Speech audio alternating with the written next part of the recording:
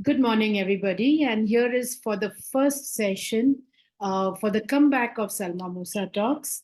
And there's no surpriser, absolutely no surpriser for who my guest is, because I think by now you all understand and know that there isn't anything that Salma Musa is going to do without starting off with Vivek Srinivasan. So no big introductions, no exciting thing about the surprise part, but there's absolutely some great conversation happening today. But don't forget to subscribe for the channel.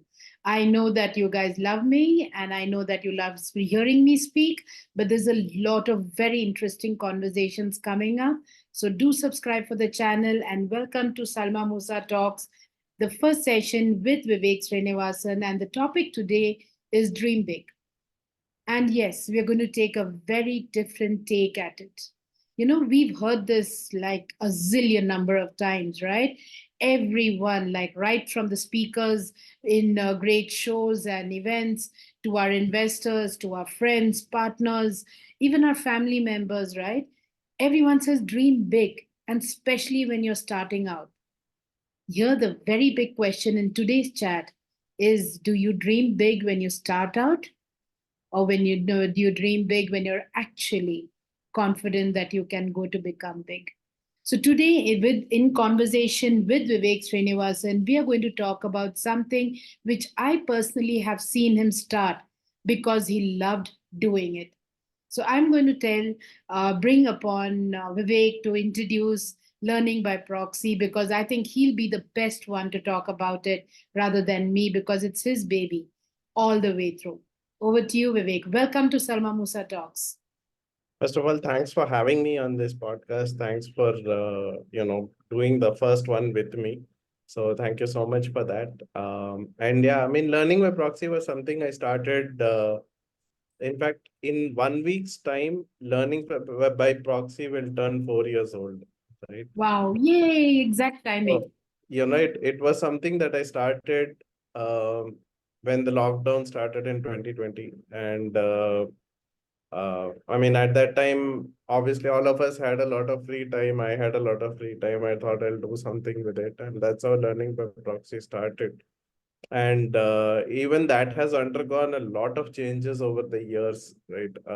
Because I initially started it out as like a newsletter, and it's just a blog now. It's not a newsletter anymore.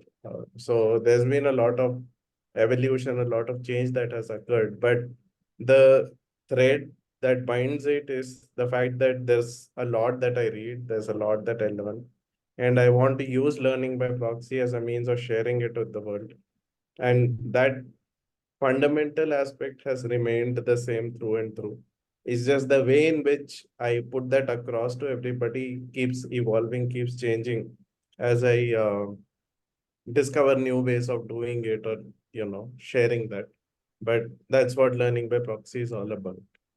Could you quickly tell us some topics that you've covered in these last 4 years?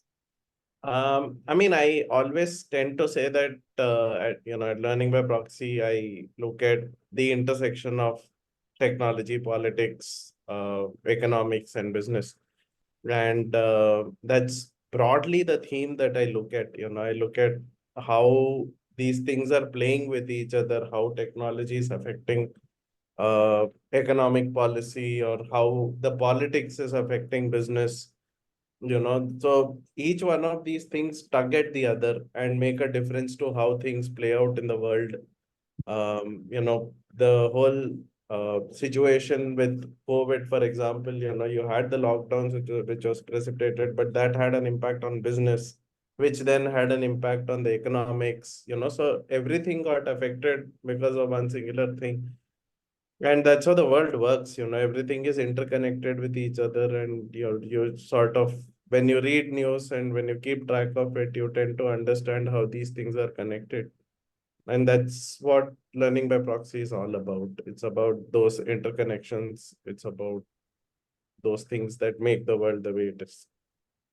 And the thing about learning by proxy blogs, which I've read, is like the amount of research that goes into it. Some of the blogs have statistics and facts and figures that many of your followers have come back and written to you that they've not found the data such as that anywhere else. So it takes a lot of research and reading, right? I mean, I don't feel that way because like I read about 200 blogs a day. I read about 50 books a year, at the very least. So what happens is I just tend to know where to find what. So when I read a particular news and I'm like, hey, last week I read this week I read this, these two things connect, and this is what I think is happening, or this is what I feel is going on. It just intuitively connects for me, and I know where that data is because I had read it somewhere, so I know where to go back and look for it. So it's not like I'm actively doing research to find that and like, going looking for the proof of that in the form of data. It's something that I know is out there. I just have read it somewhere and I know, that's what it is, and I find it, right? But I mean, yeah, if I was doing it with a specific thing of, hey, I need to write something about this now to go find the data, it would probably be harder. But for me, it just happens naturally because of the amount of reading that I do. Now, coming to the readers and followers, I have personally seen from the day you started, you have, there has been zero paid campaigns and the stuff like that done. But then each and every follower that has subscribed to Learning by Proxy have been reading your blogs, have been commenting you, encouraging you, are people through your networks and connections and word of mouth, and it has come long way. So today, how many subscribers do you have at this point of time? About 1,000 subscribers at the moment, for Learning by Proxy, and all of it, yeah, has been completely organic. In fact, I still remember when I started out, there were 7 subscribers that I had, I and when it got to 10, I was like, oh my God, it's double-digit numbers now and all of that, right? But it has grown slowly over a period of time, and it has reached where it has reached, organically. And it's been quite a journey to see that happen. The thing is, I never set out with a goal to reach a certain number or whatever. I started writing Learning by Proxy because I wanted to write it. Like, it was more me doing it for myself rather than for the others.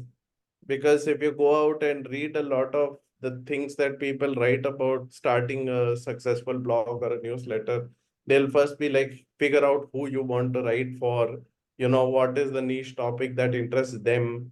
It's all about the other side, that they ask you to research. But for me, Learning by Proxy was more like, look, I am reading this. This is what I'm finding. This is what I'm going to put out, right? It wasn't like I'm going to start inventing things so that I can force fit it to a particular audience. Like, you could start a blog on artificial intelligence, and I'm sure there is a crowd waiting out there to read it. And, you could force fit a lot of AI stuff, and it would come together. But that was not how LBP got started. LBP was about what I am learning, and I'm just sharing it with the world. So that's how it got started. And I mean, the growth has been organic, it has been natural, and it has been interesting to watch that growth happen. It's not something that I intended to do, neither was it something that I forced. It just happened to happen by itself. Yep. And talking about growth, I know that the Learning by Proxy enabled you co-authoring a book with a global author. Could you quickly tell about the author and the co-authoring that you did? So I contributed to the Carbon Almanac, which was edited by Seth Godin, and it again, it just came about. They were putting the thing together, and I was writing about climate anyway. So as a result of that, I got to be a part So of that. that reach came toward with you through Learning by Proxy, right? Having able to kind of get access to something like that is an opportunity which LBP brought you. True. I mean, that identity, that recognition was definitely something that was brought to me by what I was writing. It played its role in making sure that I got to be a part of that coalition of people that was putting that together. It brought me recognition, it brought me credibility, because it showed that I understood the subject, and therefore I was able to join that group and contribute to that. And yeah, I mean, being able to work with somebody like Seth Godin directly was a big deal. Yeah. Perfect. Now, as we've come to the last part, but the most important today's topic, dream big. Before we go there, once again, a very gentle reminder to subscribe to this channel. Today, Learning by Proxy has a community as well, community of people who are interested in such topics. So from a blog to a community of actual people having monthly sessions, contributing to a international author, to having to reach this far.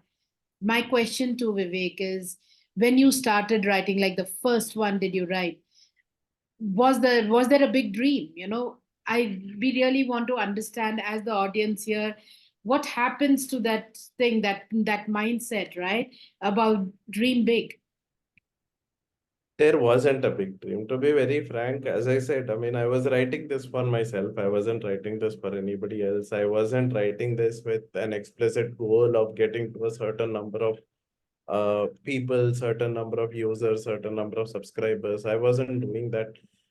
And I think in hindsight, it's the main reason I've kept going, right? Because what happens often is that when you dream big and you start out with this thing of this is the goal I want to hit, you don't give yourself a chance, right? The burden of that dream or the burden of that goal is so heavy on you that you get overwhelmed by it, right? If I had started out thinking, okay, I have to have 100,000 subscribers by this date, and if I did not reach that 100,000 subscribers by that particular date, then what happens? The moment I reach that date and I don't hit those number of subscribers, my motivation to do that any further dies, right? I give up on that goal. I'm like, hey, this is not worth it. I'm going to give up on this.